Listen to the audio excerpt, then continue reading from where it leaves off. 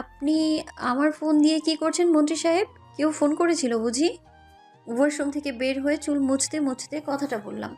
উনি আমার দিকে ভ্রু কুঁচকে তাকিয়ে ফোনটা খাটের উপর রাখলো। আমি বারান্দায় গিয়ে তোয়ালে রেখে বিছানায় এসে বসলাম। কি হলো, কথা বলছেন না কেন? কেউ ফোন দিয়েছিল? না। ও আচ্ছা, ঠিক আছে, আপনি বসুন, আমি নিচে গেলাম। কথাটা বলেই আমি উঠে দাঁড়িয়ে চলে আসতে নিলে হঠাৎ উনি আমার পেছনে ডেকে উঠলেন আর বললেন। পূর্ণা, দাঁড়াও। আমার পা থমকে গেল। তৎক্ষণাৎ পেছনে ফিরে তাকালাম। কিছু বলবেন? তুমি কি সত্যি সত্যি জার্নালিস্ট নাকি অন্য কোনো প্রফেশনে আছো?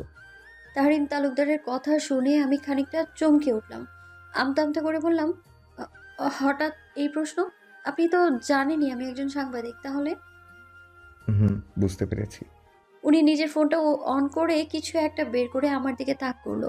আমি ভ্রু কুঁচকে তাকিয়ে দেখি একটা নাম্বার, কিন্তু যখনই নাম্বারটা খেয়াল করলাম তখন আমার মাথায় যেন আসমান ভেঙে পড়লো। একটা বড় সড়ো ঢোক গিলে ওনার দিকে তাকালাম। উনি এক ভ্রু উঁচু করে আমার দিকেই তাকিয়ে আছে।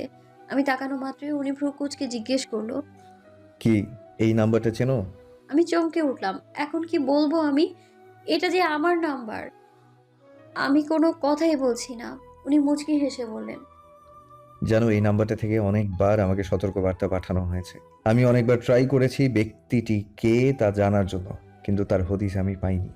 যদিও চাইলে আমি ঠিকই বের করতে পারতাম, কিন্তু আমি ইচ্ছে করেই করি। আমি চুপচাপ দাঁড়িয়ে আছি।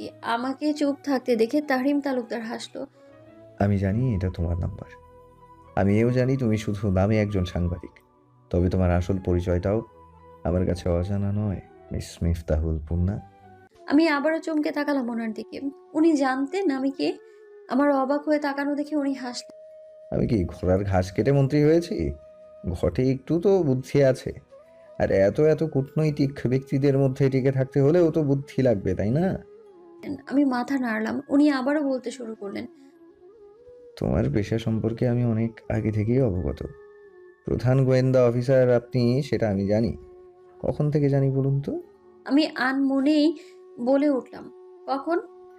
যেদিন আপনি আর ইলমা মিস্টার মিয়াজিকে ধরতে গিয়েছিলেন, ঠিক সেদিন থেকে। আপনার হাবভাবে আমার মোটেও একজন সাংবাদিক মনে হয়নি।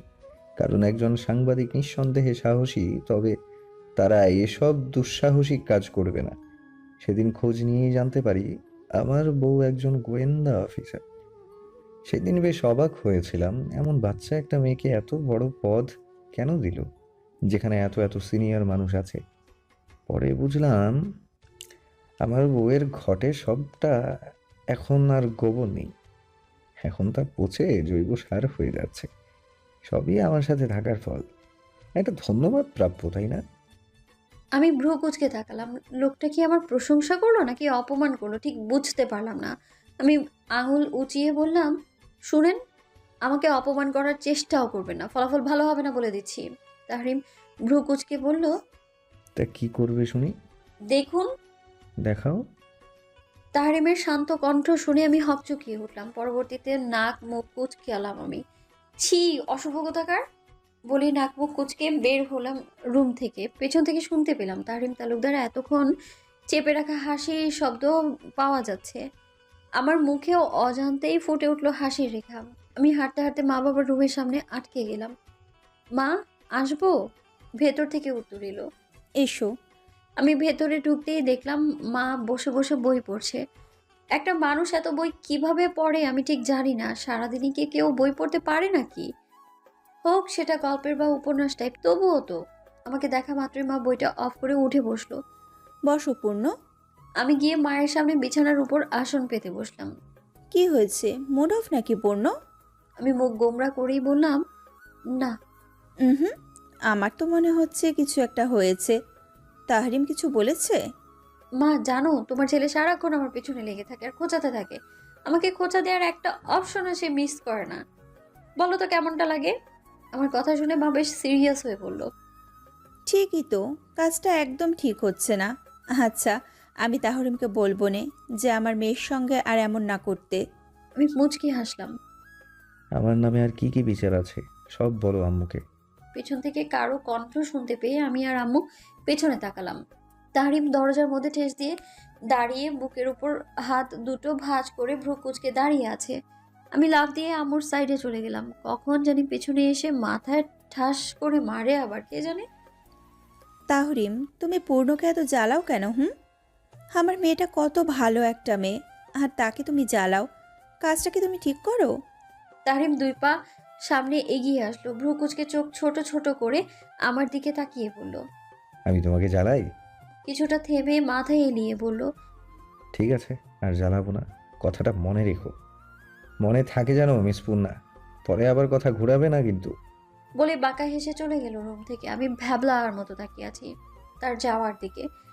এক পলক মায়ের দিকে তাকাতেই দেখলাম মা ঠোঁট টিপে হাসছে। আমি তাড়াতাড়ি বিছানা ছেড়ে নেমে দৌড়ে নিজের রুমে এসে দেখি উনি ড্রেসিং টেবিলের সামনে দাঁড়িয়ে পাঞ্জাবির বোতাম লাগাচ্ছে। আমাকে দেখেও যেন দেখছে না এমন ভাব তার। আমি দাঁত দিয়ে নখ কাটতে কাটতে ওনার পেছন পেছন ঘুরছি, মানে উনি যেখানে যাচ্ছে আমি ওনার পেছনে পেছনে। রাগ করেছেন মশাই, তাই ভাবছি কি করা যায়। বিচার দেওয়াটা মনে হয় ঠিক হয়নি। আমি কাঁদো কাঁদো দৃষ্টিতে ওনার দিকে তাকিয়ে বললাম, কথা বলছেন না কেন আমার সাথে মন্ত্রী সাহেব? ও মন্ত্রী সাহেব। উনি আয়নার সামনে দাঁড়িয়ে চুলগুলোতে হাত চালাতে চালাতে বলল, কেউ একজন বলেছিল আমি নাকি তাকে জ্বালাই, তাই আজ এখন এই মুহূর্ত থেকে আর জ্বালাবো না। বলেই উনি ড্রয়ার থেকে ঘড়ি বের করে পড়তে পড়তে আয়নায় দিয়ে আমার দিকে তাকিয়ে বলল, কারো যদি নিজের নখ কামড়ানো শেষ হয়, তাহলে আমার নখগুলোও বড় হয়েছে, চাইলে ধার হিসেবে দিতে পারি নখগুলো। আমি নখ কামড়ানো অফ করে অবাক দৃষ্টিতে তাকিয়ে বললাম, হ্যাঁ কি বললেন? নখও কি ধার দেওয়া যায় নাকি? আমার কথার পাত্তা না দিয়ে পকেটে হাত দিয়ে ডোন্ট কেয়ার ভাব নিয়ে চলে গেল সে। বলেও গেল না কোথায় গেল। বিড়বিড় করে বললাম, আহ মরণ, ঢং দেখলে বাঁচি না বাপু। কিসের এত ভাবরে তোর? আসছে কোথাকার কোন মহারাজা, ওনাকে আমার সালাম করতে চলতে হবে? হ্যাঁ খাটাস কোথাকার। নিজেকে যে কি মনে করে পূর্ণার সাথে ভাব দেখাতে আসছে। আমি আলা ভোলা মেয়ে বলে এই ব্যাটার সংসার করছি, নয়তো এই ঝোঁকরুটে সংসার কোনো মেয়েই করতো না। নিতান্তই আমি নরম মনের মেয়ে আর বোকা বেলে করছি। পরবর্তীতে নিজের মনকে প্রশ্ন করলাম, আমি কি আদৌ বোকা আর আলা ভোলা? মন উত্তর দিল, অবশ্যই তুই বোকা আর একটা ভদ্র শান্ত আর ইনোসেন্ট একটা মেয়ে। পশ্চিমে সূর্যটা ঢলে পড়েছে সেই কখন, আস্তে আস্তে ডুবে যাচ্ছে আকাশের ওপারে।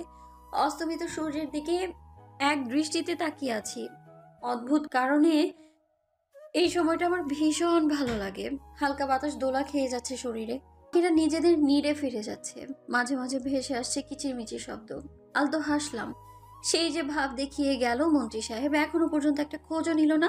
বাড়িতে যে একটা বউ ফেলে রেখে গেছে সেই খেয়াল কি আছে তার? হাতে থাকা মোবাইলের দিকে তাকিয়ে রইলাম কিছুক্ষণ। ফোন দিব নাকি দিব না দোটানায় পড়ে গেলাম। পরবর্তীতে মনকে শান্ত করে ডায়াল করলাম মন্ত্রী সাহেবের নাম্বারে। প্রেম তখন পার্টি অফিসে একটা মিটিং শেষ করে মাত্রই বসলো। সামনে মেয়র নির্বাচন, প্রায় প্রতিদিনই তার নিকট বিভিন্ন পার্টির লোক এসে ভিড় করে। আপাতত তার সামনেই বসে আনোয়ার হোসেন, এইবার মেয়র পদে দাঁড়াবে সে। তাহরিম ব্যক্তিগতভাবে লোকটাকে বেশ একটা পছন্দ করে না। লোকটা বেশ ধুরন্ধুর প্রকৃতির, যা তাহরিমের মোটেও পছন্দ না। মিস্টার আনোয়ার, আপনি আমার থেকে বয়সে অনেক বড়। আমি আপনাকে সম্মান করি। রাজনীতিতেও আমার আগেই আপনার আগমন হয়েছে, তাই বলে এই ভাববেন না যে আপনার সকল অন্যায় প্রস্তাব আমি গ্রহণ করব। আপনি যদি মনে করে থাকেন আমি আপনার এই প্রস্তাব মেনে নেব, তাহলে তাহরিম তালুকদারকে আপনি চিনতেই পারেননি। তাহরিম বেশ শান্ত কণ্ঠেই কথাগুলো বলে সামনে তাকালো। আনোয়ার হোসেন নিজের পাকা দাড়িতে হাত বুলাতে বুলাতে বাঁকা হাসল। কথাটা বলেই ঘাড় ঘুরিয়ে আনোয়ার হোসেনের অ্যাসিস্ট্যান্টকে ইশারা করতেই একটা বিপকেস টেনে টেবিলে রাখল। তাহরিম ভ্রুকুচকে তাকালো সেদিকে। আনোয়ার বিপকেসের পিন খুলল। বিপকেসটা খুলতেই তাহরিমের সামনে দৃশ্যমান হলো এক বিপকেস ভর্তি টাকা। আনোয়ার হোসেন বিপকেসটা তাহরিমের দিকে ঠেলে দিতেই তাহরিম মুচকি হেসে বিপকেসটা নিজের কাছে টেনে নিল, যা দেখে আনোয়ার হোসেন বাঁকা হাসল। তাহরিম বিপকেসটা ভালোভাবে দেখেই সেটা বন্ধ করে দিল আর সেটাকে ঠেলে আনোয়ার হোসেনের দিকে দিয়ে বলল, সব ট্রেন্ডে তাহরিম তালুকদার গা ভাসায় না মিস্টার আনোয়ার। আমার গদির চিন্তা না হয় আমাকেই ভাবতে দেন। আপনারা এত ভাবলে আমি কি ভাববো? আর এত টাকা আমাকে না দিয়ে গরিব মানুষদের উপকারে কাজে লাগান, তাহলে মানুষ আপনাকে এমনিতেই ভালোবেসে ভোট দেবে। সেটার জন্য এমপি মন্ত্রীদের দরবারে কুকুরের মতো ঘুরতে হবে না, আর তাদের ভোট চুরির জন্য পেমেন্টও করতে হবে না। এগুলো আপনার কাছেই রেখে দিন মিস্টার আনোয়ার হোসেন। আর আজ আসেন তাহলে। তাহরিমের কথা শুনে আনোয়ার হোসেন রেগে তাহরিমের দিকে তাকিয়ে বলল, বলেই বসা থেকে উঠে আনোয়ার হোসেন গটগট পায়ে কেবিন ছেড়ে বেরিয়ে গেল। আনোয়ার হোসেনের যাওয়ার দিকে তাকিয়ে তাহরিম হাসল। দিনে যে কত অফার আসে এসবের, মাঝে মাঝে ভীষণ হাসি পায় তার। আনোয়ার হোসেন যাওয়ার সময় কুশন ভিতরে ঢুকল। আনোয়ার হোসেনকে এভাবে রেগে বেরিয়ে যেতে দেখে ফ্রুকুসকে তাকিয়ে রইল তার যাওয়ার দিকে। পরবর্তীতে তাহরিমের দিকে তাকিয়ে সেদিকেই এগিয়ে গেল। হাতে থাকা মোবাইলটা এগিয়ে দিল তাহরিমের দিকে। ভাবি ফোন দিতে বলছে ভাই, আপনাকে নাকি অনেকবার কল করেছে, আপনি নাকি ফোন ধরেন না, তাই বাধ্য হয়ে আমার ফোনে কল করেছে। বলল আপনাকে যেন বলি ভাবিকে এক্ষুনি কল দিতে, তাড়াতাড়ি কথা বলুন। তাহরিম কিছু একটা ভেবে বলল। তুমি ফোন দিয়ে বলো ভাই এখন ব্যস্ত, কথা বলতে পারবে না। কুশল ঠোক গিলে বলল, আমি হ্যাঁ তুমি, কেন কোনো সমস্যা? না, আমি কেন? তাহরিম চোখ রাঙিয়ে বলল। যা বললাম তাই করো। কুশন কাপা কাপা হাতে ডায়াল করলো পূর্ণার নাম্বারে। ফোনটা লাউড স্পিকারে দিয়ে দাঁড়িয়ে রইল। চারপাশে অন্ধকার হয়ে এসেছে। হঠাৎ রিংটোন বাজতেই আমার চোখ যায় ফোনের দিকে। স্ক্রিনে ক্যাবলাকান্ত নামটা দেখে ভ্রু কুঁচকালাম। হ্যাঁ ক্যাবলাকান্ত, বলো তোমার ভাই কই? কুশন কাপা কাপা কণ্ঠে বলল, ভাবি ভাই তো মিটিংয়ে, এখন কথা বলতে পারবে না। জোর করে মোবাইলটা তার কাছে দিয়ে আসো। আসছে আমার নেতা মশাই, সব নেতাগিরি ছুটামো আমি। বাড়িতে বউ রাইখা বাইরে গিয়ে নেতাগিরি করে, লবণ ছাড়া করল্লা কোথাকার। পূর্ণার কথাগুলো কানে যেতেই তাহরিমের কাশি উঠে গেল। কাশতে কাশতে পানির গ্লাস মুখে নিয়ে ইশারা করলো কুশনকে। মোবাইল রেখে বাইরে যেতেই বেচারাকে ইশারা করতে দেরি হলো, কিন্তু মোবাইল রেখে দৌড় লাগাতে দেরি হয়নি। তাহরিম তার দিকে তাকিয়ে দীর্ঘশ্বাস ফেলল। কেন যে ছেলেটা পূর্ণাকে এত ভয় পায়, মোবাইলের দিকে এক পলক তাকিয়ে সেটাকে কানে ধরল। গম্ভীর কণ্ঠে বলল, কি হয়েছে তোমার? এতবার কল করছো কেন? হ্যাঁ, আমি না তোমাকে জ্বালাই? তাহলে আবার আমাকে ফোন করো কেন? হ্যাঁ, আমি আমার জামাইকে ফোন দিছি। আমার 10টা না 5টা না একটা মাত্র জামাই। আমি ফোন দিলে আপনার কি? আপনার এত চলে কে? হ্যাঁ, আমার জামাইকে আমি জ্বালাবো? আসছে আমার সাথে নেতাগিরি করতে। শুনুন মন্ত্রী সাহেব, এই পূর্ণার সাথে নেতাগিরি করতে আসবেন না একদম। আমার একটা আর্টিকেল আছে, বুঝলেন? আপনার মন্ত্রী সাহেব মন্ত্রীগিরি একদম বের করবে কিন্তু। তুমি কি কোনোভাবে আমাকে থ্রেট দিচ্ছ নাকি পূর্ণা? তুমি আমার মতো এত এত ভালো আর নীতিবান মন্ত্রীকে থ্রেট দিচ্ছ? হ্যাঁ, ধরতে পারেন থ্রেট। আপনি এখন বাসায় আসবেন? আসবো না আমি। আপনি আসবেন আর আসার সময় 2টা আইসক্রিম নিয়ে আসবেন। তাহরিম ভ্রু কুঁচকালো। দুটা কেন? আমি আইসক্রিম খাবো না। আমি কখন বললাম আপনার জন্য? 2টাই তো আমার জন্য। তাড়াতাড়ি আসেন। পারবো না, আসবো না, আমি কাজ আছে। এখন আপনি না আসলে পরে আমাকেও বাসা পাবেন না, মনে রাখেন। বলেই পূর্ণা ফোনটা কেটে দিল। তাহরিম কান থেকে ফোন নামিয়ে ঠোঁট কামড়ে হাসল। পাগলি একটা। আপু, তাহরিন ভাইয়ার বিপদ হওয়ার সম্ভাবনা আছে। কেউ হয়তো ভাইয়াকে বিপদে ফেলার চেষ্টা করছে। তুমি জলদি কিছু করো, নয়তো বিপদে বাড়বে। যতটা সম্ভব ওরা গাড়িতে কিছু একটা করছে। কথাটা শোনা মাত্রই বেশ বিচলিত হলাম। সামনে নির্বাচন, যদিও মন্ত্রী নির্বাচন হয়ে গেছে, তবুও চাপ কম নয়। ফোন করেছে আমার জুনিয়র একজন অফিসার। আমাকে বোন বলে, আমিও তাকে ভাই বলে মনে করি। ওকেই বলেছিলাম মন্ত্রী সাহেব কোথায় যায়, কি করে, সব খবর আপডেট আমাকে দিতে। আমি কানে ফোন রেখে ড্রয়ার থেকে গাড়ির চাবিটা নিয়ে বললাম, তুমি একটু দেখো তো উনি যেন গাড়িতে না উঠতে পারে, আমি আসছি। আর আমি ওনাকে ফোন করছি, তুমিও সাবধানে দেখো। আচ্ছা। আমি দরজার কাছে আসতেই মাথাটা যেন কেমন চক্কর দিয়ে উঠলো, কিন্তু তাতে বেশি একটা গুরুত্ব দিলাম না। বেরিয়ে গেলাম বাইরে। বাইরে এসে দেখি বাবার গাড়িটা দাঁড় করানো। মাত্রই বাবা এসেছে। আমি চট জলদি গাড়িতে উঠে স্টার্ট দিয়ে ওনার নাম্বারে কল করলাম, কিন্তু কল বাজছে, উনি পিক করছেন না। টেনশনে আমার হাত পা যেন বরফ হয়ে যাচ্ছে। গাড়ির স্পিড বাড়িয়ে গাড়ি চালাতে লাগলাম পার্টি অফিসের উদ্দেশ্যে। লোকটা এত কেয়ারলেস কেন? একটা মানুষ এতটা কেয়ারলেস কি করে হতে পারে? বারবার ফোন করেই যাচ্ছে, অথচ ফোন পিকই করছে না। মেজাজটা একদিকে চরম খারাপ হচ্ছে, আর আরেক দিকে টেনশনে হাত পা অবশ হয়ে আসছে। কিছু হয়নি তো? ঠিক আছেন তো উনি? বারবার নেগেটিভ চিন্তা মাথার মধ্যে ঘুরপাক খাচ্ছে। প্রায় আধা ঘন্টার রাস্তা, 15 মিনিটের ভেতরে এসে পৌঁছালাম। আশেপাশে অনেক খুঁজলাম, অফিসের ভেতরে গিয়েছিলাম, উনিও নেই, ওনার গাড়িটাও নেই কোথাও। চিন্তায় আমার মাথা ফেটে যাচ্ছে। মানুষটার কিছু হলো না তো আবার? আরেকটু আগে কেন আসলাম না? হয়তো তাকে অক্ষত পেয়ে যেতাম। বেশ কান্না পাচ্ছে, কি করব বুঝতেই পারছি না। আমি ফোনটাও ধরছে না। আমি মুখে হাত দিয়ে হাঁটু ভাঁজ করে নিচে বসে ফুপিয়ে উঠলাম। মনে মনে শুধু এটাই ভেবে যাচ্ছি, কেউ যদি ওনাকে মেরে ফেলার প্ল্যান করে, কিছু হয়নি তো ওনার? আমি কি করে থাকবো এই মানুষটাকে ছাড়া? মুখে হাত দিয়ে ফুপাতে লাগলাম। পূর্ণ, আমার কান পর্যন্ত ডাক্তার না পৌঁছলেও মনে হলো কেউ আমাকেই রাখছে। পূর্ণ কি হয়েছে তোমার? এভাবে বসে আছো কেন? আমি চমকে তাকালাম সামনের দিকে। আমার থেকে কিছুটা সামনে হাঁটু গেড়ে বসে আছে, আমার দিকেই তাকিয়ে আছে। ওনাকে অক্ষত দেখে যেন আমার দেহে প্রাণ এলো। আর কোনো দিকে না তাকিয়ে ঝাঁপিয়ে পড়লাম তার বুকে। ফুপিয়ে ফুপিয়ে কান্নাগুলো যেন দলা পাকিয়ে আসছে, গাল বেয়ে নেমে আসছে অঢেল বর্ষণ। উনি আমার মাথায় হাত দিয়ে বুলাতে বুলাতে বললেন, কি হয়েছে পূর্ণ? তুমি এভাবে কাঁদছো কেন? আর তুমি পার্টি অফিসের সামনে কি করো? তোমার তো এখন বাসায় থাকার কথা। আমি নাক টানতে টানতে মাথা তুলে তাকালাম। হুট করে মেজাজটা খারাপ হলো আমার। ওনাকে ধাক্কা দিয়ে আমি সোজা হয়ে দাঁড়ালাম। হুট করে ধাক্কাটা উনি সহ্য করতে পারেনি, তাই ধপ করে বসে পড়লো। উঠে দাঁড়িয়ে পাঞ্জাবি ঝাড়তে ঝাড়তে বলল, কি ভূত চাপলো মাথায় আজ? এমন অদ্ভুত বিহেভিয়ার করছো কেন পূর্ণ? আমি চোখ গরম করে ওনার দিকে তাকিয়ে বললাম, ফোন কোথায় আপনার? আমার কথা শুনে তাহরিম দ্রুত পকেটে হাত দিয়ে ফোন বের করে অন করে স্ক্রিনে তাকিয়ে দেখে পূর্ণার নাম্বার থেকে প্রায় 20+ মিসড কল। তাহরিম জিভে কামড় দিয়ে মিনমিনে কণ্ঠে বলল, আমি সরি বউ, হাতে চাপ লেগে কখন যে সাইলেন্ট হয়ে গেছে বুঝতেই পারিনি। এটা এত জরুরি কি হলো যে এতগুলো ফোন করলা? চোখ গরম করে তাকিয়ে বললাম, দরকার অদরকার সেটা পরের বিষয়। আগে আপনি বলেন ফোন ব্যবহার কেন করেন? ফোন যদি সাইলেন্টই রাখতে হয় তবে কাল থেকে আর ফোন আনারই কোনো দরকার নেই। অযথা বোঝা বাড়িয়ে লাভ কি বলেন? ঠিক বলিনি মন্ত্রী তাহরিম তালুকদার? উনি খানিকটা এগিয়ে এসে মিনমিনে কণ্ঠে বললেন। সরি তো বউ, আর করবো না এমন।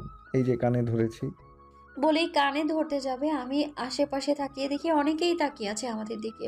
আমি তাহরিমের হাত ধরে বললাম, ভুলে যাবেন না এটা পাবলিক প্লেস, আর আপনি একজন সম্মানিত ব্যক্তি। এসব বাচ্চামো পাবলিক প্লেসে আপনাকে মানায় না মন্ত্রী সাহেব। কথাটা বলে ঘুরে গাড়ির দিকে যেতে নিব, কি জানি হলো, হুট করে ভীষণ কান্না পেল। এমন শুধু আজ নয়, বেশ অনেকদিন যাবতই মুড সুইং হচ্ছে। হুট করেই রেগে যাচ্ছি, তো আবার হুট করেই কান্না পাচ্ছে, মানে কোনো কারণ ছাড়াই। আমি ফুপিয়ে উঠলাম। তাহরিম দৌড়ে এসে আমাকে এক হাতে জড়িয়ে ধরে বলল, কি হয়েছে বউজান? তুমি এমন করছো কেন? কি হয়েছে বলো আমাকে। কি জন্য কান্না করছো? কষ্ট হচ্ছে কোথাও? উনি আমাকে নিয়ে গাড়িতে উঠতে যাবে। আমি বললাম, এটা না, আমি আমার গাড়িতে যাব। উনি পাল্টা আমাকে কোনো প্রশ্নই করলেন না। আমার মুড অফ দেখে হয়তো কিছুই বললেন না। আমাকে জড়িয়ে ধরে আমি আমার আনা গাড়িতে বসিয়ে নিজেও বসে স্টার্ট দিল। আর ড্রাইভারকে বলল গাড়িটা ভালোভাবে চেক করে বাসায় নিয়ে আসতে। উনি গাড়ি চালাচ্ছে, হঠাৎ আমার কেন জানি মনে হলো আমাদের গাড়িটা কেউ ফলো করছে পেছন থেকে। মন্ত্রী সাহেব, বউ। আমার কেন জানি মনে হচ্ছে আমাদের গাড়িটা পেছন থেকে কেউ ফলো করছে। উনি আমার কথা শুনে লুকিং মিরর দিয়ে পেছনে তাকালো। একটা কালো মাইক্রো আমাদের পেছনে। উনি বাসার গলিতে না ঢুকে অন্য একটা রাস্তায় ঢুকলো, কিন্তু মাইক্রোটা তো পেছনে পেছনেই আসছে। বলছিলাম না মাইক্রোটা ফলো করছে। উনি স্পিড বাড়িয়ে একটা রাস্তায় উঠলো। গাড়ি ব্রেক করতে গিয়ে মনে হলো ব্রেকটা যেন কাজ করছে না। তাহরিম বারবার ব্রেক চাপছে, কিন্তু কোনোভাবেই কাজ করছে না। তাহরিম বুঝতে পারলো কেউ হয়তো অনুপস্থিতিতে গাড়ির ব্রেকটা নষ্ট করে দিয়েছে। আমি ভ্রু কুঁচকে তাকিয়ে আছি তাহরিম তালুকদারের দিকে। এমন নয় যে আমি বুঝিনি যে ব্রেক নষ্ট হয়ে গিয়েছে, আমি বুঝতে পেরেছি আমার বেঁচে থাকা থেকে ওনার বেঁচে থাকাটা বেশি জরুরি। তাই ওনাকে যে করেই হোক গাড়ি থেকে ফেলতে হবে, নয়তো উনি যদি আমার মনোভাব বুঝতে পারে তাহলে কখনোই আমার আমার কাজটা আমি করতে পারবো না। কি হয়েছে আপনার? মুখটা এমন পানসুটে করে রেখেছেন কেন? উনি আমার দিকে কাতর চোখে তাকালেন। বউজান, বলেন। তোমার সাথে হয়তো এই জীবনে আমার আর কথা নাও হতে পারে, কিন্তু জেনে রেখো খোদা তাআলা যদি 7টা জন্ম আমাকে দেয়, সেই 7 জন্মে প্রিয়তমা হিসেবে আমি তোমাকেই চাইবো। আমি তোমাকে ভীষণ ভালোবাসি পূর্ণ, ভীষণ ভালোবাসি। আমি নিজের সিট বেল্ট খুলে ওনার দিকে খানিকটা ঝুঁকে দরজার সাইড দিয়ে মাথা হেলিয়ে জড়িয়ে ধুলাম ওনাকে। এক হাত দিয়ে দরজার বাটন চাপ দিয়ে দরজাটা খুললাম, অপর হাত দিয়ে ওনাকে আলতো করে জড়িয়ে ধরে আলতো হাসলাম। এমন করে বলছেন কেন মন্ত্রী সাহেব? আমি আপনার 7 জনমেও আপনারই থাকবো। আমি ছাড়া অন্য কারো কথা মাথায়ও আনবেন না। আপনার পিন্ডি চটকাবো তাহলে, এই বলে দিলাম। কথা বলতে বলতে ওনার সিট বেল্টটাও খুলে দিলাম। উনি সামনে তাকিয়ে গাড়ি চালাচ্ছে। রাস্তাটা বেশ নির্জন, তাই সমস্যা হচ্ছে না। সামনেই বেশ ঢালু একটা জায়গা, আর নিচ দিয়ে বিভিন্ন ক্ষেত। এটাই হয়তো কাজ করার সঠিক সময়। ভালো থাকবেন মন্ত্রী সাহেব, আর আমাকে ভুলে যাবেন না কিন্তু। উনি কিছু বলার আগেই দরজা খুলে ওনাকে বেশ জোরে ধাক্কা দিলাম। উনি কিছু বুঝে ওঠার আগেই উনি পড়ে যায় গাড়ি থেকে। আমি সিটে বসে গাড়িটা টান দিলাম। মোবাইল বের করে ক্যাবলা কান্তের নাম্বারে কল করতেই 2-1 রিং হওয়ার পর ধরলো। কুসুম, তুমি শহর থেকে উত্তর দিকের গ্রাম সাইডে একটা নারকেল বাগান আছে না, তার পাশে রাস্তার ধারে তোমার স্যার পড়ে আছে, দ্রুত আসো ওখানে। গাড়ি তখন আউট অফ কন্ট্রোল, সামনে একটা বড় বট গাছ। আর হয়তো আমার কাছে সময় নেই বেশি। ঘাড় ঘুরিয়ে একবার পেছনে তাকালাম, যদি ওনাকে একটা বার দেখতে পাই, কিন্তু আফসোস শেষ দেখাটা হয়তো আর হবে না। ভাবতে ভাবতে গাড়ি এসে জোরে আঘাত করলো বট গাছটার দেহে, সামনের কাঁচগুলো ভেঙে গেল। মাথায় প্রচন্ড আঘাত লাগায় মনে হলো গরম কিছু ঘাড় বেয়ে নেমে আসছে। আবছা চোখে হাত দিলাম ঘাড়ের পেছনে, সামনে আনলাম হাতটা। লাল রঙে রাঙা হয়ে গেল হাত, ধীরে ধীরে বন্ধ হয়ে এলো চোখ দুটো। হয়তো এটাই আমার জীবনের অন্তিম মুহূর্ত। আমাদের জীবনে এমন অনেক সময় আসে যখন আমাদের শক্ত থাকতে ভীষণ কষ্ট হয়, তবুও থাকতে হয়। জীবনে সব সময় সব কাজে মিরাক্কেল হয় না, ভাগ্যকে মেনে নিতে হয় আর ওপরওয়ালার উপর বিশ্বাস রাখতে হয়। এটা বিশ্বাস রাখা দরকার, সব সময় মিরাক্কেল হবে না। অবশ্যই খোদাতালা সর্বোত্তম পরিকল্পনাকারী, সে নিশ্চয়ই সব কিছু ভেবেই করছেন এবং যাতে তোমার মঙ্গল হয় সেটাই করবেন উনি। বিশ্বাস রাখো তাহরিম, ভেঙে পড়ো না। তাহরিমের কাঁধে হাত রেখে ধীরে ধীরে মেহেরিন তালুকদার কথাগুলো বলল। তাহরিম মাথা নিচু করে হাসপাতালের করিডরে বসে আছে, মাথায় তার ব্যান্ডেজ। গাড়ি থেকে পড়ে গিয়ে মাথায় বেশ আঘাত পেয়েছিল সে, জ্ঞান হারিয়েছিল তখনই। জ্ঞান ফেরার পর নিজেকে হাসপাতালের বেডেই আবিষ্কার করে তাহরিম। হাতে পায়েও চোট লাগে তার। জ্ঞান ফিরতেই শুরু হলো তার পাগলামি, বারবার একই প্রশ্ন, পূর্ণা ঠিক আছে তো? তার পূর্ণ কোথায়? কেমন আছে তার পূর্ণ? যার উত্তর ডক্টররা দিতে পারছিল না, যার দরুন আরও বেশি পাগলামি শুরু হয়েছিল তার। পুরো হাসপাতালে সমস্ত ডক্টর আর নার্স, রোগীরা পর্যন্ত ছলছল চোখে তাকিয়েছিল তাহরিমের দিকে। তার করা পাগলামির সাক্ষী হয়ে দাঁড়িয়েছিল কে না চেনে তাকে, সদ্য হওয়া তরুণ মন্ত্রী তাহরিম তালুকদার। ডক্টররা এক প্রকার বাধ্য হয়েই তাহরিমকে ওটির সামনে নিয়ে এসেছে। একজন শক্ত সামর্থ্যবান রাজনীতিবিদ, যার কণ্ঠে শরীরের পশম দাঁড়িয়ে যায় হাজার তরুণের, বড় বড় পদস্থ কর্মকর্তাদেরও চোখের ইশারায় বসিয়ে রাখে। আর সেই তরুণ মন্ত্রী তাহরিম তালুকদারকে যেন চেনার উপায় নেই। মিনমিনে কণ্ঠ আর অসহায় চাহনি বুঝিয়ে দিচ্ছে আর সে কতটা অসহায়, তাও একজন নারীর জন্য। একজন নারী কি না পারে? এত গাম্ভীর্যপূর্ণ একজন পুরুষকেও এক নিমিষে অসহায় বানিয়ে দিল, পাগল বানিয়ে দিল এক নিমিষেই। যার পাগলামির সাক্ষী সাধারণ জনগণ। তাহরিমকে ওটির সামনে বসাতেই সে একদম নিস্তব্ধ হয়ে গেল, একটা কথাও বলল না। এক পলক ওটির দরজার দিকে তাকিয়ে মাথা নিচু করে বসল। একদম নিস্তব্ধ সে।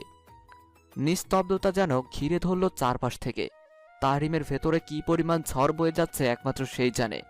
পুরুষ মানুষের নাকি কাঁদতে নেই, তবে আজ তাহরিমের ইচ্ছে করছে তার পূর্ণর হাতটা জড়িয়ে কাঁদতে। ভীষণভাবে কাঁদতে ইচ্ছে হচ্ছে তার। অসহায়, আর সে বড্ড অসহায়। তালুকদার বাড়ির প্রায় সবাই উপস্থিত হাসপাতালে। নিজের পাশে কারো উপস্থিতি টের পেয়ে পাশে তাকালো তাহরিম। তানজিমকে দেখে আবারও নিচের দিকেই তাকালো তাহরিম। তানজিম কিছুটা হলেও বুঝতে পারছে তাহরিমের মনের অবস্থা। ভাইয়া, তাহরিম কোনো রেসপন্স করলো না। চিন্তা করো না, আপু সুস্থ হয়ে যাবে। দেখো তুমি, কিচ্ছু হবে না আপুর। তাহরিম তানজিমের দিকে তাকালো। তানজিম জোরপূর্বক হেসে বলল, ভাইয়া চলো একটা প্ল্যান করি। পূর্ণ আপু সুস্থ হলে আমরা সবাই মিলে রাঙামাটি যাব, নাকি কক্সবাজার, কোনটা? আচ্ছা ভাইয়া বলো বলো তো, আপু কোথায় চয়েস করবে? রাঙামাটি নাকি বান্ধবন আর নাকি কক্সবাজার? আমার তো মনে হচ্ছে রাঙামাটি। তাহরিম ছলছল চোখে তানজিমের দিকে তাকালো। জানিস তানজু, তোরা পুরো এই অবস্থার জন্য আমি দায়ী। সব আমার জন্য হয়েছে। আমি যদি ফোনটা ঠিক মতো পিক করতাম তাহলে হয়তো এটা হতো না। আর না, আমাকে বাঁচাতে গিয়ে নিজে গাড়ির ভেতরেই রয়ে গেল। আমি একদম বুঝতে পারিনি ও আমার সাথে এমনটা করবে। এত খারাপ কেন ও বলতো? অন্য কি জানে না ওকে ছাড়া আমি অসহায়, আমি বাঁচতে পারবো না ওকে ছাড়া। ও ও তো জানতো এটা, বল। তাহলে কেন আমাকে এইভাবে মারার প্ল্যান করলো? আমাকে যদি সরাসরি বলতো তাহলে আমি হাসতে হাসতে মৃত্যুকে বরণ করতাম। এত বড় শাস্তি কেন আমাকে দিল বল না তানজু? ওকে আমি ক্ষমা করবো না, কখনো কখনো ক্ষমা করবো না। তানজিমের কাঁধে মুখ ঘেঁষে কথাগুলো বলতে বলতে চোখ দিয়ে অঝরে পানি পড়তে লাগলো। কাঁধ ভিজা ভিজা অনুভব হওয়ায় তানজিম ঢের বুঝতে পারল তার ভাই আজ বড্ড বেশিই ভেঙে পড়েছে। এমন অসহায়ভাবে সে কখনো তার ভাইকে দেখেনি। কাঁদতে তো দূর, মন খারাপও করে কথা বলেনি তাহরিম কোনোদিন। কিছুক্ষণ নীরবতা পালন করার পর তানজিম বলে উঠল, ঠিক হয়ে যাবে তো আপু? তানজিম ঠিকই বলেছে ভাইয়া, পূর্ণা খুব স্ট্রং, ও ঠিকই সুস্থ হয়ে যাবে। আপনি শুধুই টেনশন করছেন। পরিচিত কারো কণ্ঠ শুনতে পেয়ে ঘাড় উঁচিয়ে তাকালো সেই দিকে। ইলমি দাঁড়িয়ে আছে, পাশেই রুদ্র অবাক চোখে ইলমির দিকে তাকিয়ে আছে। তাহরিম ইলমির দিকে তাকালো। মেয়েটার চোখ মুখ লাল হয়ে আছে, বোঝাই যাচ্ছে কেঁদে কেটে বন্যা বানিয়ে ফেলেছে। তবুও একটা জিনিস তাহরিমের ভালো লাগলো, ইলমি নিজের অবস্থায় করুণ, তার উপর সে আবার তাহরিমকে সান্ত্বনা দিচ্ছে। রুদ্র অবাক। রুদ্র পূর্ণার অ্যাক্সিডেন্টের কথা জানার সাথে সাথেই ইলমিকে বলেছিল, কারণ সে তখন ইলমির সাথেই ছিল। কথাটা শোনার সাথে সাথেই ইলমি এই যে কান্না শুরু করলো, হাসপাতালে পৌঁছানোর আগ পর্যন্ত সেই কান্না বহাল ছিল। হাসপাতালে ঢুকতে ঢুকতেই চোখের পানি মুছে তাহরিমের সামনে এসে সান্ত্বনা দেয়াতে রুদ্র বেশ অবাক। তাপস তালুকদার আর মেহরিন তালুকদার গেছেন বাসায় রাতের খাবার রেডি করতে। সে জানে আজ কেউই হাসপাতাল ছেড়ে কোথাও যাবে না, তাই হাসপাতালেই খাবার নিয়ে আসতে হবে। অপারেশন শুরু হবার প্রায় ঘন্টা 3 পর ওটির লাইট অফ হলো। দরজা খুলে ডক্টর বেরিয়ে আসলো। ডক্টর বের হতেই ইলমি ছুটে ডক্টরের কাছে গিয়ে দেদারসে একের পর এক প্রশ্ন ছুটতে লাগলো। ডক্টর পূর্ণ কেমন আছে? কি হয়েছিল? কোথায় ব্যথা পেয়েছে? ঠিক আছে তো? আমি কি ভেতরে যেতে পারবো নাকি অবজারভেশনে রাখবেন? মিস, আপনি একটু চুপ করুন, আমি বলছি। ডক্টরের কথায় ইলমি চুপ করে গেল। জি বলুন।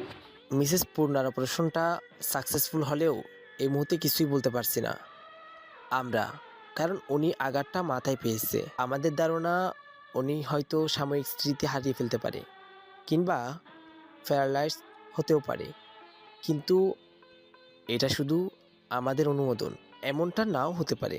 তবে খোদার অশেষ রহমতে দুজনে বেঁচে আছে। রুদ্র খানিকটা এগিয়ে এসে বলল। দুজন মানে?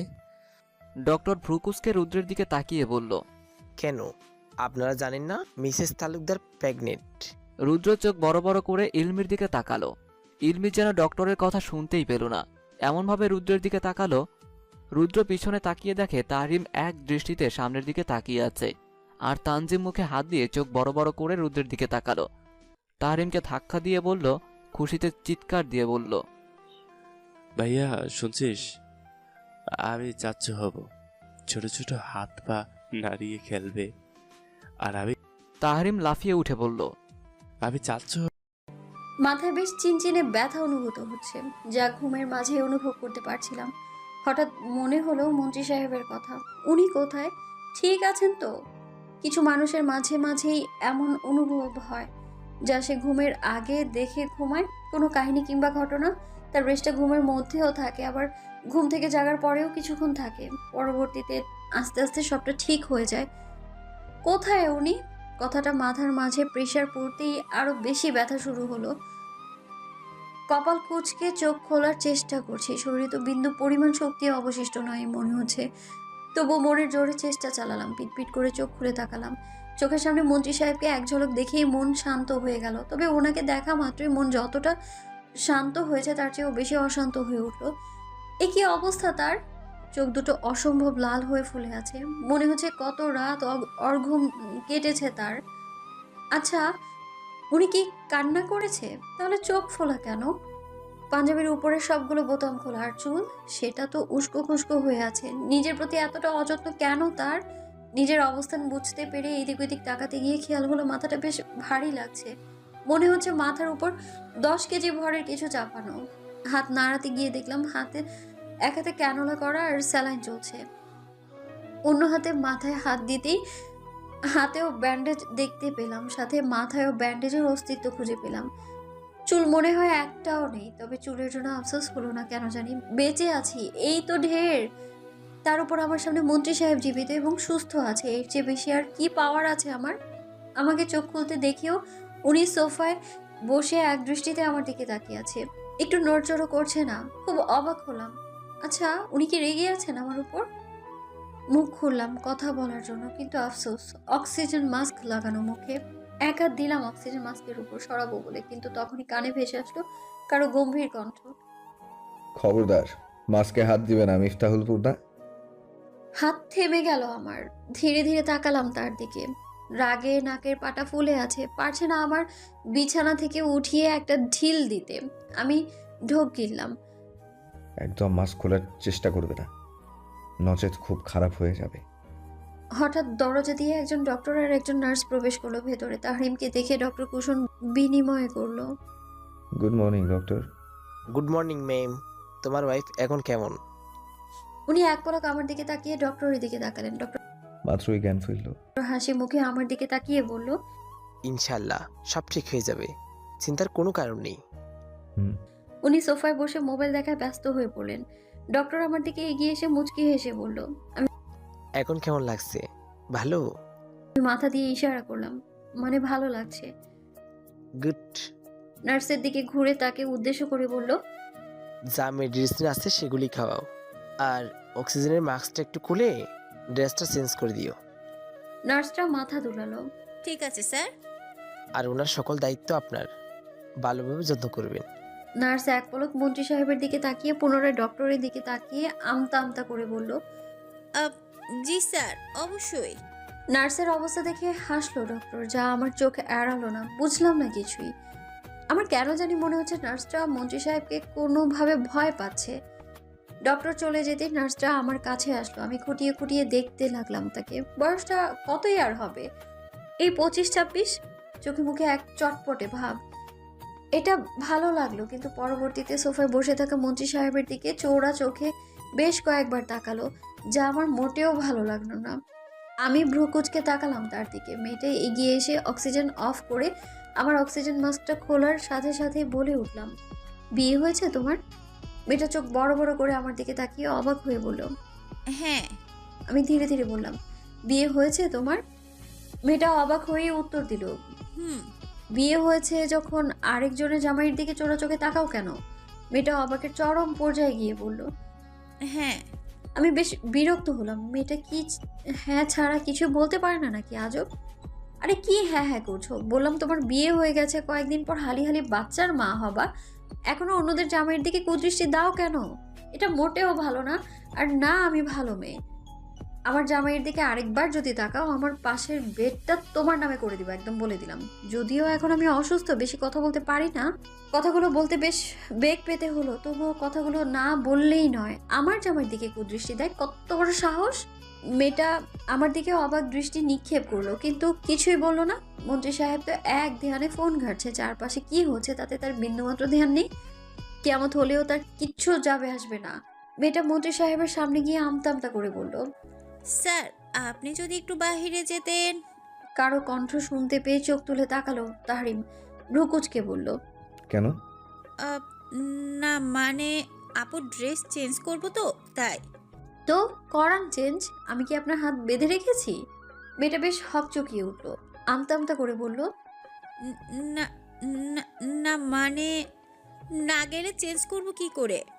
বউ আমার, তার মানে বউয়ের সব আমার। আমার সামনে চেঞ্জ করাতে প্রবলেমের তো কিছু দেখছি না। নার্স মেয়েটা এবার কাঁদো কাঁদো দৃষ্টিতে আমার দিকে তাকালো। নার্স বিলাই, ছেড়ে দে মা, কেঁদে বাঁচি। এই দুই পাগলের মধ্যে আমি কেন পড়লাম? দুনিয়ায় কি আর কোনো নার্স ছিল না? Y me? মেয়েটার অবস্থা দেখে এখন আমারই হাসি পাচ্ছে। আহারে বেচারি। মেয়েটাকে দাঁড়িয়ে থাকতে দেখে তাহরিম তালুকদার উঠে বাইরে চলে গেল, আর যাওয়ার আগে গম্ভীর কণ্ঠে বলে গেল, যা করবে সাবধানে, ওর একটু কিছু হলে আজকের ওটিটা তোমার নামে করে দেবো, মাইন্ডেড। মেয়েটার ঢোক গিলল। একজনের পাশের বেড আর আরেকজনের ওটি। তাকে মারার এত ষড়যন্ত্র করে কেন এরা? মেয়েটা আমার কাছে এসে মাথাটা আলতো হাতে ধরে উঠে বসিয়ে চেঞ্জ করে আবার শুইয়ে দিল। মেয়েটা আমার পাশে দাঁড়িয়ে উসখুস করতে করতে বলল, আপু একটা কথা বলি। আমি মাথা নেড়ে সায় জানালাম। আমি না এতক্ষণ যাবৎ ভাবছিলাম, এমন একটা হাফ পাগল আর সাইকো মানুষের সাথে একটা মেয়ে কি করে থাকতে পারে, আর উনি কি না বর্তমান তরুণ সমাজের আইডল। আপনার স্বামী একখান মানুষই আপু, বাপরে বাপ। আপনাকে যখন হসপিটালে নিয়ে আসছিল তখন উনি হুঁশে ছিলেন না, মাথায় হালকা চোট পেয়েছিলেন। যখনই উনার জ্ঞান ফিরল তখন থেকেই শুরু হলো উনার পাগলামি। একবার কাঁদতে কাঁদতে জ্ঞান হারাবার দশা, আবার রাগে হসপিটাল জ্বালিয়ে দেওয়ার হুমকি। আমাদের ডাক্তাররাও ভয়ে ভয়ে ছিল, কখন জানি পুরো হসপিটালটাই জ্বালিয়ে দেয়, কারণ উনার একটা ইশারাই যথেষ্ট। কিন্তু যখনই আপনাকে দেখেছি আমার ধারণা পুরোপুরিভাবে পাল্টে গেল। আসলে আল্লাহ বুঝে শুনে জুড়ে মেলান। বলেই মেয়েটা চলে গেল। আর আমি শুয়ে শুয়ে মেয়েটার কথাই ভাবছি, আচ্ছা মেয়েটাকে কি কোনোভাবে আমাকেও অপমান করে গেল? এই মন্ত্রী সাহেব, কথা বলছেন না কেন আমার সাথে? এমন কেন করছেন? হ্যাঁ, এখন মনে হচ্ছে মরে গেলেই তো ভালো হতো। অ্যাটলিস্ট এইভাবে কাউকে কথা বলার জন্য তো রিকোয়েস্ট করা লাগতো না। পরপর দুটো থাপ্পড় গালটা জ্বলে উঠলো আমার। হুট করেই আমার চিবুকে চেপে ধরে তাতে দাঁত চেপে বলল, মানুষ মনে হয় না আমাকে তোর? মেরে ফেলতে চাস আমাকে? আর কত যন্ত্রণা দিবি বলতো আমাকে? পাগল তো বানিয়েছিস, এখন কি পাগলা গারদে দিতে চাস? আমি ব্যথা ভুলে অবাক দৃষ্টিতে তাকিয়ে আছি ওনার দিকে। চোখ মুখ দিয়ে যেন আগুনের ফুলকি ঝরছে। কথা বলতে বলতে চোখ দিয়ে ছলছল করে উঠলো। কাঁদছেন উনি, কিন্তু কেন? চোখের পানি আড়াল করে আমাকে একটা ধাক্কা দিয়ে চিবুক ছেড়ে কেবিন থেকে বেরিয়ে যেতে নিলে আমি পেছন থেকে শান্ত কণ্ঠে বলে উঠলাম, কাঁদছেন মন্ত্রী সাহেব? এত তুখোড় একজন রাজনীতিবিদ আর এত শক্ত মনের মানুষও যদি কাঁদে, তাহলে বাকিরা কি করবে? মরে তো যায়নি, বেঁচে আছি তো, ইনশাআল্লাহ সুস্থও হয়ে যাব। আপনার এমন মুখ দেখলে কি আমার ভালো লাগবে বলুন? উনি পেছন ফিরে তাকালেন। ততক্ষণে আমি উঠে বসলাম। আমার কাছে এসে হুট করে জড়িয়ে ধরে ফুপিয়ে উঠলো। আমি মুচকে হেসে মাথায় হাত বুলাতে বুলাতে বললাম, ওর কি করেন এসব? বাচ্চাদের মতো কাঁদছেন কেন আপনি? উনি আমার ঘাট থেকে মুখ তুলে গালে আলতো হাতে স্পর্শ করে বলল। আমি ভ্রু কুঁচকে ওনার হাতটাও উপরে তুলে বললাম, সরি বৌজান, বেশি ব্যথা লাগছে? না তো, ব্যথা কেন লাগবে? নিজের হাতটা দেখেছেন? এত শক্ত। আমার গাল মনে হলো ফাটিয়ে দিলেন একদম। দেখেন তো রক্ত বের হয়েছে কিনা। উনি আমার গালটা ভালো করে দেখে টুক করে একটা চুমু খেয়ে বলল। রক্ত তো বের হয়নি, তবে এবার ঠিক আছে।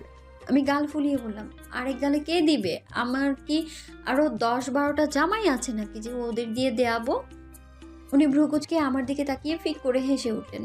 আমার নাকটায় টোকা দিয়ে বলল, বড্ড বেরিয়ে গেছো পূর্ণ। এত পাকা পাকা কথা না বলে নিজের যত্ন নেবেন। আপনি কিন্তু এখন একা নন, বুঝলেন? আমি ভ্রুকুচকে অবাক দৃষ্টিতে তাকিয়ে বললাম, একা নই মানে কি? আরো কেউ আছে নাকি আমার সাথে? তারিম ভ্রু কুচকালো। তুমি জানো না? কি জানবো মন্ত্রী সাহেব, কিছু জানার কথা ছিল? তারিম অবাক হয়ে বলল। তুমি সত্যিই জানো না? আমি বেশ বিরক্ত হয়ে বললাম, আরে জানবোটা কি, না বলে বুঝবো কি করে আমি? তারিম দীর্ঘশ্বাস ফেলল, নিজের কপালে নিজেই চাপড় দিয়ে বিড়বিড় করে বলল, আমারই তো বোঝা উচিত ছিল। এটা আমার বউ, স্বয়ং তাহরিম তালুকদারের বউ। সবার বউয়ের সাথে তো আমার বউয়ের একটু তো পার্থক্য থাকবে। আমি বিরক্ত হলাম, কাজের কথা কিছুই বলছে না, আজ এরা ফাও পেঁচাল পারছে। আপনি কি বলবেন মন্ত্রী সাহেব? তারিম সোজা হয়ে আমার দিকে ঘুরে বসলো। আচ্ছা পূর্ণ, তোমার কি বেশ কয়েকদিন যাবৎ নিজেকে অন্যরকম ফিল হয় না? এই ধরো নাকে উটকো পচা গন্ধ টাইপ। আমি খানিকক্ষণ ব্যাককলের মতো তাহিম তালুকদারের দিকে তাকিয়ে থেকে মাথা নেড়ে বললাম, কই না তো, কোনো গন্ধই লাগে না। তবে বেশ কয়েকদিন যাবৎ মুডটা ভালো পাচ্ছি না আমি। হুট করেই রেগে যাচ্ছি, তো হুট করেই কান্না পাচ্ছে। তো তাতে কি হলো? মন্ত্রী সাহেব এবার নিজেও বিরক্ত হলো। এই, তোমার কয় মাস যাবৎ পিরিয়ড অফ? আরে আর বইলেন না, এই নিয়ে বেশ টেনশনে আছি। গত 2 মাস যাবৎ হুট করেই থেমে গেলাম। আমি অবাক চোখে মন্ত্রী সাহেবের দিকে তাকালাম। উনি উৎসুক দৃষ্টিতে আমার দিকে তাকিয়ে আছে। আমার হাত চলে গেল পেটে। আমি অবাক দৃষ্টিতে ওনার দিকে তাকিয়ে ইশারা করলাম, আমি যা ভাবছি তাই নাকি? উনি হেসে উঠলেন। আমি ছলছল চোখে তাকিয়ে আছি ওনার দিকে। আমার এত এত কথার ঝুলি যেন মুহূর্তেই ফাঁকা হয়ে গেছে। কথাগুলো যেন ভেতর থেকে দলা পাকিয়ে আসছে। বুকের মাঝে যেন সমুদ্রের উত্তাল ঢেউয়ের আওয়াজ শুনতে পাচ্ছি। এই কি তাহলে প্রথম মা হওয়ার অনুভূতি? আমি মাথা নিচু করে আছি। কি হলো পূর্ণ, কিছু বলো, খুশি হওনি তুমি? আমি চোখ তুলে তাকালাম। কিছু বললেন? আমার শান্ত কণ্ঠ। বললাম কিছু বলো। কি বলবো? আচ্ছা, আমি কি সত্যি প্রেগনেন্ট? আগে শুনতাম কেউ মা হলে নাকি সে নিজেই বুঝতে পারে, অথচ আমার বউ দেখো, পুরো দেশ জেনে বসে আছে যে তাহরিম তালুকদারের বাচ্চা হবে। পুরো এলাকায় মিষ্টি বিতরণ শেষ এতক্ষণে। আমার বউ জিজ্ঞেস করে সে প্রেগনেন্ট নাকি। সবই কপাল আমার। এই যে আসবো নাকি গর্ভবতী মহিলা? দরজায় দাঁড়িয়ে কথাটা বলে উঠলো কেউ একজন। তাকিয়ে দেখি ইলমি দাঁড়িয়ে আছে। আমি তাকাতেই ইলমি মুচকি হেসে ভেতরে ঢুকলো। কিরে গর্ভবতী নারী, তুই যে পোয়াতি আগে বললি না তো? আমি কিছু বলতে নিব, হুট করেই মন্ত্রী সাহেব বলে উঠলো, সে তো নিজেই জানতো না, মাত্র জানলো, তাও আবার আমাকে প্রশ্ন করছে সে প্রেগনেন্ট নাকি। ইলু হু হু করে হেসে উঠলো। বুঝতে হবে ভাইয়া, এটা আমার বান্ধবী। পৃথিবীতে মাত্র এক পিসই আছে। ওদের কথা বলার মাঝেই তানজিম মোবাইল হাতে কেবিনে ঢুকলো। পাশেই চোখে চশমা পরা একটা মেয়ে। কেমন আছে আমার ভাতিজার আম্মু?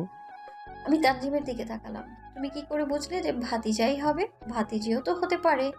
তানজিম তাহরিমের হাতে একটা ভিডিও অন করে মোবাইলটা দিয়ে সিটে বসতে বসতে বলল, রক্তটান বোঝো তো? আর বাচ্চা চাচার মন কখনো ভুল বলে না ভাবি যান। আমার ভাতিজাই হবে।